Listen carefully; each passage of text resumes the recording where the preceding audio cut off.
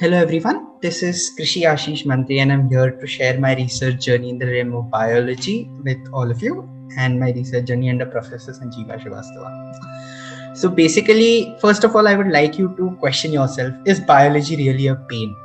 Like when I had entered IIT Bombay, I felt that biology is not my cup of tea, and I have chosen mathematics before of that.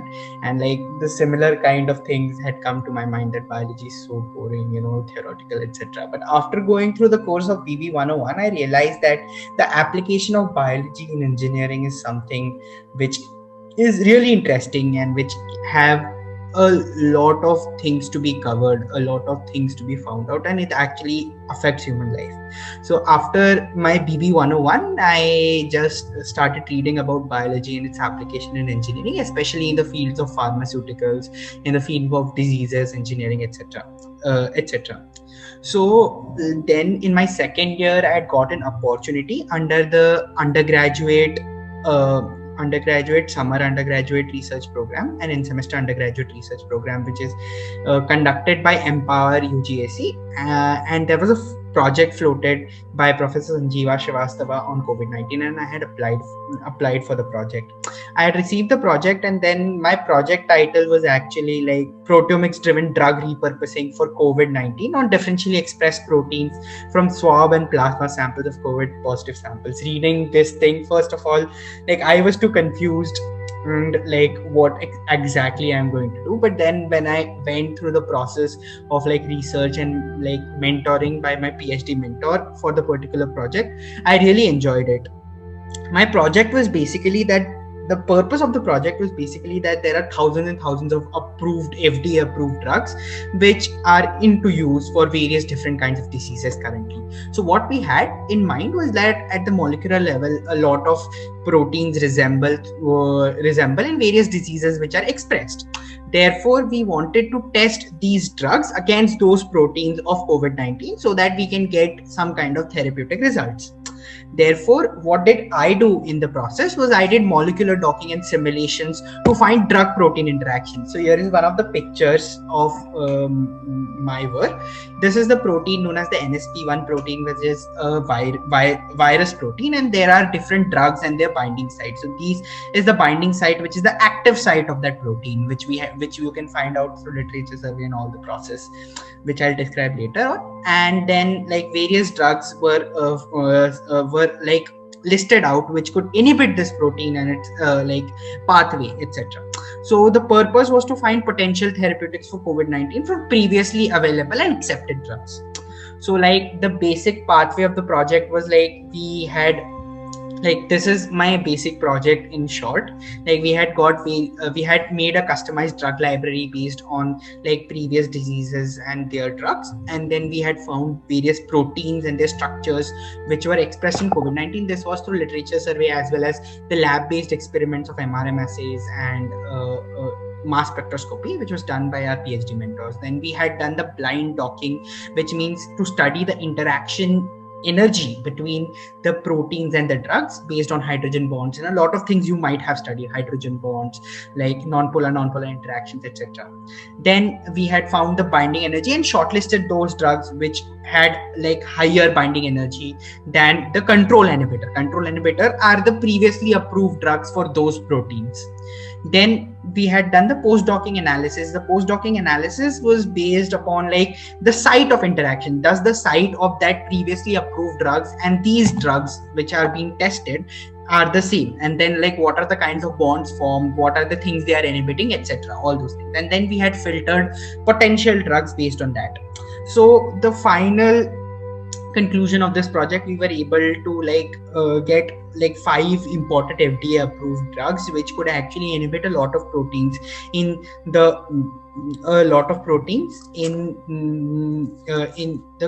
differentially expressed proteins in the COVID patients. And then like we went on forward writing various kinds of research papers, and I myself contributed in one of the research articles in one of the magazines as my teammate alone. We were undergraduates, and then I was also a part of a research paper which has been currently published.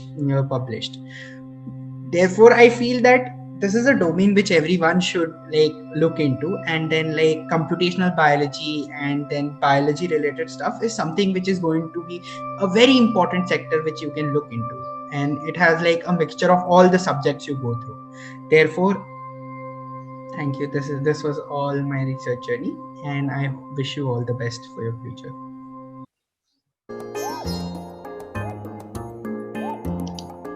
Hi all, I am Gorish from Chemical Engineering sophomore year. 1 year back, like all you guys, I took BB 101 course under Professor Sanjeeva Srivastava, and I was very excited to explore different biological domains like mathematical biology, computational biology, and proteogenomics. There is a long story on me and my honeybees proteogenomics and how I interacted with Sanjeeva sir to get an internship. But owing to COVID situation, I couldn't complete that project. Due to COVID lockdown, I was stuck at home, but I was fully determined to do that project at any cost. Looking at my excitement, Sanjay sir was happy to give me opportunity to work with him on the COVID-19 project. I had few strategy and literature available on ML-based biomarkers prediction, and in the end, I was able to convince her of the gravity of using ML in the biomedical science. I was then given access to the COVID confidential plasma data and was assigned to find out recovery days of COVID infected patients, that is, time taken for a COVID positive to again come back to its normal state based on semi-supervised machine learning models. Models like linear regression and others were giving RMSE value of 2 to 5 days only. However, this work couldn't come much into play as we were not getting actual recovery days for COVID-infected patients from the hospital. I was then assigned to build ML classifier for predicting whether a given biomarker could classify a sample based on its severity level. After various discussion and meetings, I finally came up with few popular ML classifier models like HBM linear and quadratic random forest and k nearest neighbors, which were giving accuracy of more than 0.88. Then following the ML strategy of feature selection and model optimization, we reduced our features to just 20 biomarkers, which when combinedly giving accuracy of 0.85. Concluding this work, I was then assigned to prepare a manuscript and figures for ML part, which if I correctly remember was just done in a week time just before my NSEM. Here are some of the workflow figure of ML parts which were taken into the manuscript. I know many might lose patience for research thinking who would go through so much trouble, but trust me, this journey gave me a lot of patience and changed my research perspective completely. I would urge everyone to not learn a subject to just get a grade. Your IITB is giving you ample opportunity in whatever area excites you, so take the best out of it. Best of luck.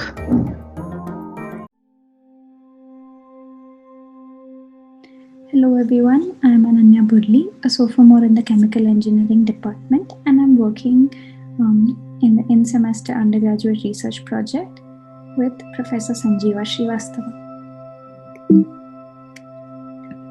So my research interests right now are computational biology and biochemical engineering. The work that I have done so far is in just drug repurposing. So I have worked in the in silico molecular docking of existing inhibitor drugs, which is known drugs that are mainly known to inhibit host proteins, and here we are dealing with differentially expressed host proteins, and this is to do with SARS-CoV-2. So I was involved in developing an effective docking methodology. So you might see many words floating around here like in silico, docking, differential expression, host. What do these mean?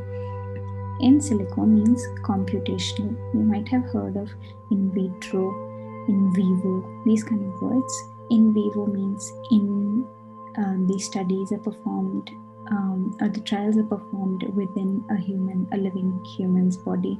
In vitro, the studies are performed on live cells, on say petri dishes, whereas in silico is computational, entirely on computers. Docking here means binding. We check how well these existing drugs bind to the proteins of the host, and we measure that, and that is done all using softwares. Differential expression, that means how different the levels of expression are of the proteins in various categories of subjects, say in COVID-19 positive patients versus COVID-19 negative patients. What are the proteins that are expressed in different levels? They must be involved somehow with the proteins of the virus, so we try to inhibit them. Host here refers to the human.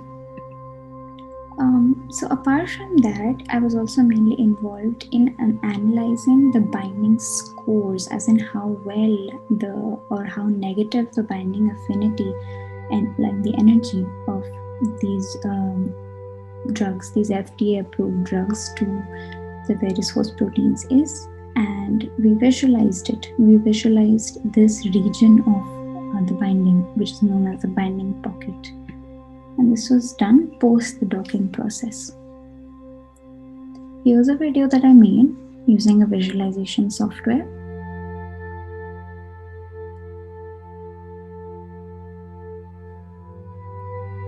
You can see the molecule in blue is the drug, and this big thing, this big structure in orange is the protein. Here are some of my publications so far. These articles are the ones that I have contributed to. And overall, my learning outcome out of this project not only is immense knowledge about the field, about drug repurposing, how to develop the pipelines, the step-by-step methodology, how to apply this knowledge, of course, a flavor of the research world, how to write articles. It also inculcated in me a work ethic, a good work ethic, and of course, hard work and time management. Thank you.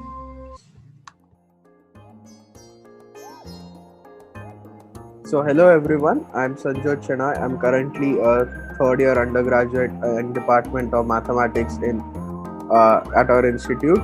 So yeah, this is my journey through proteomics, and this presentation would help you ponder why you should give biology a bit more importance, and should look at it through a much wider perspective when it comes to the modern biology. So yeah, I will start things from the start. So when I was in first year, like you all, I also had to do the BB 101 course, and I was fortunate to be taught by Professor Sanjeeva under the MCB module. So for the first time, I would say I was really engrossed by the teaching style and the subject itself, and I really felt like this was the biology which is completely different from the ones which we had learnt in school, which was very conceptual and intuitive. So being engrossed by this, I took part in a workshop which was conducted by Professor Sanjeeva, which was by the name of Big Data, Bioinformatics and Proteomics Workshop, which was in short called as BDBP. So I know the name sounds very scary, and frankly, why would a first year student who has like very less experience in biology would attend it? But Professor Sanjeeva had made such that even first year students could attend it, and in fact it was a free workshop for the IITB students. So there was a lot of opportunity which was awaiting here. So I did take part in it, and I was very fortunate that I was awarded the overall quiz winner in this workshop, which I didn't really expect. Being a first year student, I was just enjoying the talks, and the hands-on workshop which was conducted by professors around the globe. So yeah, it was a very fun experience, and that's kind of solidified and piqued my interest in working for biology and bioinformatics in general. So I then approached Professor Sanjeeva after the workshop to for an opportunity for an internship at his lab, which we know is the proteomics lab, IIT Bombay in BSB department. So Sanjeeva sir gladly gave me this opportunity, and I was very honored to have this opportunity because as you might know, Professor Sanjeeva is a very renowned researcher in the proteomics community, and getting an opportunity from him was a very honorable experience.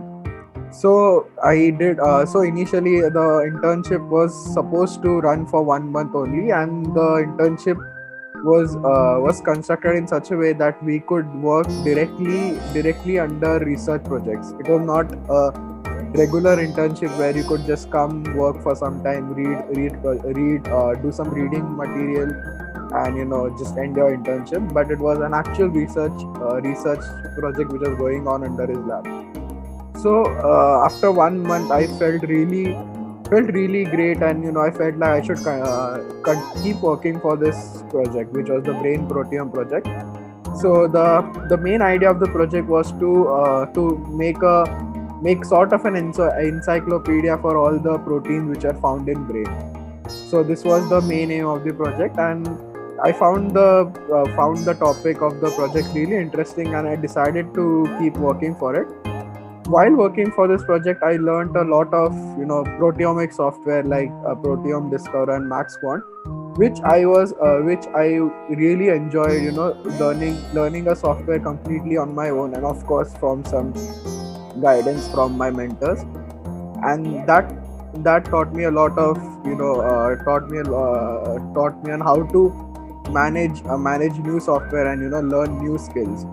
Also, I learned a lot of programming for the project. Like I also learned a lot of data science for the project as well, which really set up my profile in those fields. So while working on this project, we got a lot of opportunity for international collaborations from countries like England and Spain, and that really was one of the, I would say, crowning achievements of this internship. Then after almost 1.5 to 2 years of preparation, the project is now a publication which is currently under review, and we hope that the publication will be published soon in a journal, and everyone could access our work. So the next thing for me was how should I capitalize on the skills learned in this internship. So while I had discussed this with Professor Sanjeeva as well, and he had recommended many institutes which were at a higher influence in the proteomic community, and tools which were very much at the heart of proteomics. So one such tool was Nextprot, which we also had used in our project as well. So the natural choice for me was to apply for such institutes and such organizations which run such tools. So I made my resume and started applying to these organizations. I was very fortunate that I was able to land an internship at Nextprot, which comes under the Swiss Institute of Bioinformatics, which is located in Geneva. So Nextprot is like one of the tools which is which has a very bright future in proteomics, and it has a lot of influence in the proteomics community. I'm very pleased to announce that I was able to land an internship at this place with help of Professor Sanjeeva and all the people who were involved in this project. And I would also like to say that the people at Professor Sanjeeva's lab were very helpful and always treated me like a part of the lab rather than just an intern. So with all these things, now the journey continues on, and I hope I would be able to contribute more to the community as well. So one of the key giveaways that I would like to give you all is the biology may sound very boring, and it may sound like there's not much you can do in it.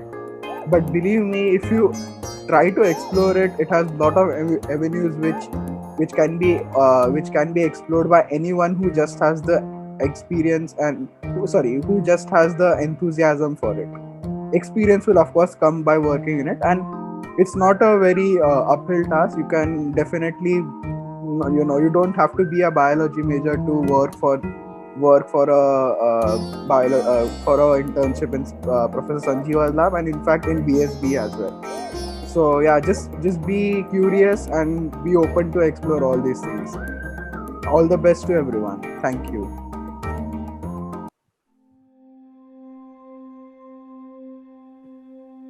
So, welcome freshers to IITB first of all, and then to the course DV 101. I am Jyotirmoy. I am a third year undergraduate student from the Department of Chemical Engineering, and today I am here to share with you my experience of my internship with Professor Sanjeeva Srivastava in the field of research in COVID-19. So, I have been fortunate enough to be a part of two publications in the field of COVID-19. One was in iScience, and another was in Frontiers Physiology, both of which are very reputed journals. So the one which was in Frontiers Physiology, that dealt with the proteomics and the machine learning approaches, which revealed the set of prognostic markers for COVID-19 severity along with the drug repurposal. And the other one which was published in iScience was the proteomics investigation, which reveals the dominant alteration in nuclear degranulation and in RNA transmission pathways in COVID-19 patients. So now let me tell you about my work in brief. So basically the part which I was involved in both of the papers was in the field of targeted proteomics, and more specifically in the target multiple reaction monitoring. So the basic software which we used was in Skyline. So let me just explain in basic what my work was. First of all, that just like any other disease, for COVID-19 also there are a set of proteins which either gets upregulated or gets downregulated in the COVID-19 patients as compared to a normal patient. So if we can identify this particular protein, then we can use this particular proteins as a biomarker for COVID-19. And then when we are doing the clinical test for COVID-19, we can look at the level of this protein, and then we can predict whether the person is a COVID positive or COVID negative. So what was done was, initially from the MSMS run, the relevant peptides and proteins were discovered, and then once we had the Skyline file for the same, then that Skyline file was annotated in the Skyline software.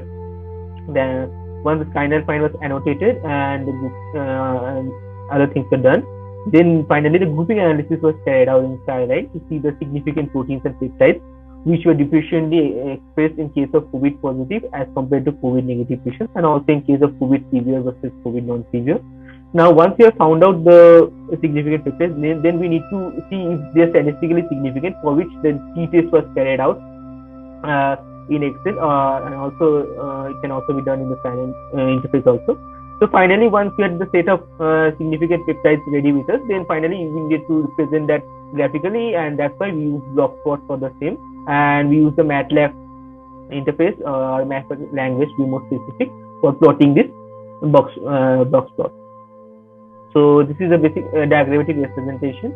This is a Skyline file where the annotations and all were done. As you can see, the intensity versus retention time for each of the peptides was available.